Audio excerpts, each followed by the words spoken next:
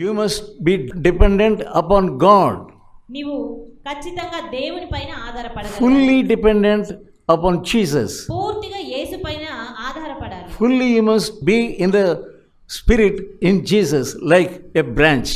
పూర్తిగా యేసు యందు ఆయన ఆత్మ యందు ఆధారపడగలగాలి. ఒక కొమ్మ Are you dependent fully? నీవు పూర్తిగా ఆయన పైన ఆధారపడుతున్నావా? Or only sometimes you are depending on God? Sometimes you are depending on God.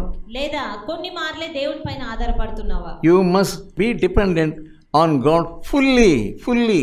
నీవు పూర్తిగా దేవుని పైన ఆధారపడాలి. 2 Peter 5th chapter and verse 5. రెండవ పేతురు 5వ అధ్యాయము 5వ వచనం రెండవ. God resists the proud and gives grace to the humble. దేవుడు గర్విష్ఠులను ఎదిరించి దీనులకు కృపను అనుగ్రహిస్తాడు. If you are humble, మీరు దీనులవుతే, when you read the word of God మీరు దేవుని వాక్యాన్ని daily చదివినప్పుడు, and dependent on him only, ప్రతిదినము చదువుతూ ఆయన పైన ఆధారపడితే God will give you grace. దేవుడు మీకు కృపనిస్తాడు. That power is free.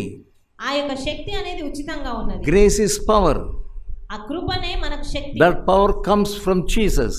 ఆ యొక్క శక్తి అనేది యేసు నుంచే మనకు లభిస్తుంది. If you are in Jesus, మీరు యేసులో ఉన్నట్లయితే God will suddenly give you grace. దేవుడు మీకు నిశ్చయంగా కృపనిస్తాడు. You are depending upon somebody.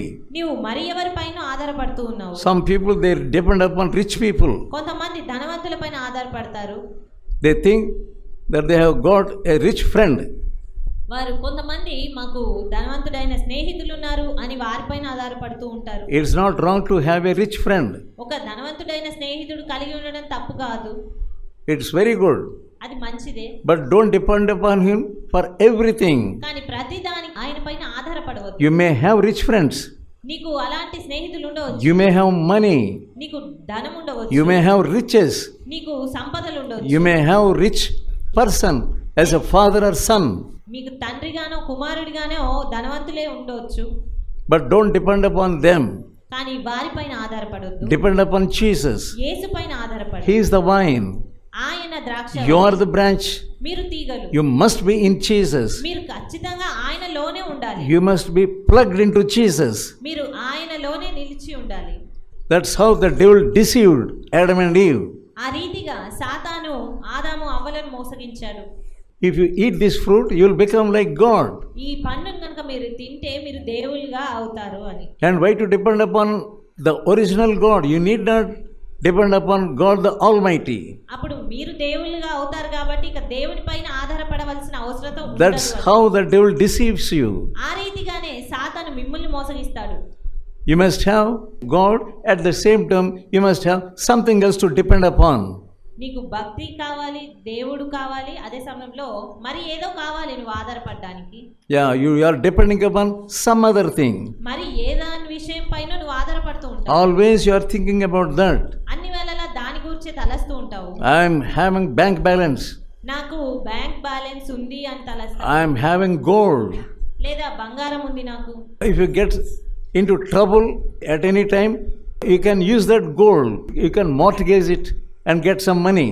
ఏదైనా ఇబ్బంది ఎదురైనప్పుడు ఆ బంగారాన్ని నువ్వు పెట్టి ఆ ధనమన్న తీసుకొచ్చి ఆ బంగారం నీకు ఉపయోగపడుతుంది అని తలస్తావు. Now you know your mind.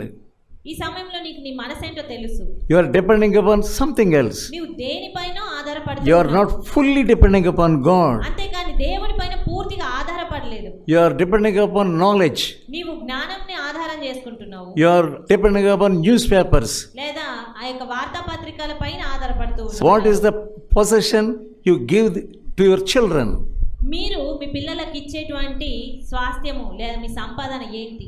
You must give them faith. మీరు వారికి విశ్వాసాన్ని ఇవ్వాలి. That's all. అది మీరు ఇవ్వాల్సింది. I gave faith to my children. నేను నా పిల్లలకు విశ్వాసాన్ని ఇచ్చాను. I told them I don't have any possession. నాకు ఎలాంటి ఆస్తులు లేవు. I don't have any money.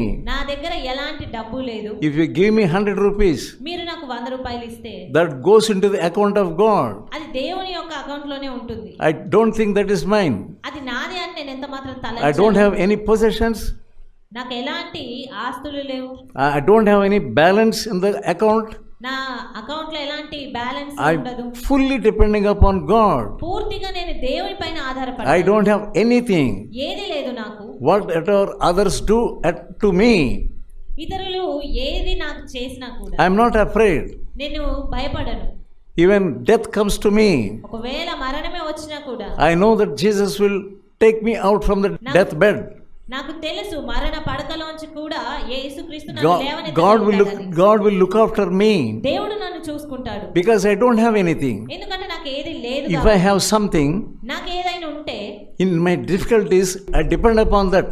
నా కష్ట సమయాల్లో నేను దానిపైన ఆధారపడతాను. That is why the word of God says, all the faith is the substance you have to give to your children as possession. అందుకే దేవుని వాక్యం ఏమని చెప్తా ఉందంటే మన పిల్లలకు మనం ఇవ్వాల్సినటువంటి స్వాస్థ్యము ఆస్తి అనేది. Don't say this land is ours to your children. పిల్లలతో ఎప్పుడు కూడా ఈ యొక్క భూమి మనకు చెందింది మనది అని చెప్పొద్దు. Don't tell your daughter this money is ours. నీ కూతురుతో నీవు ఈ యొక్క ధనమంతా మనది అని చెప్పొద్దు. Don't repeat that sin again. అట్టి పాపాన్ని మళ్ళీ మళ్ళీ ఎప్పుడు చేయొద్దు. You must be able to tell your children, నీవు నీ యొక్క పిల్లలకు చెప్పగలగాలి we don't have anything.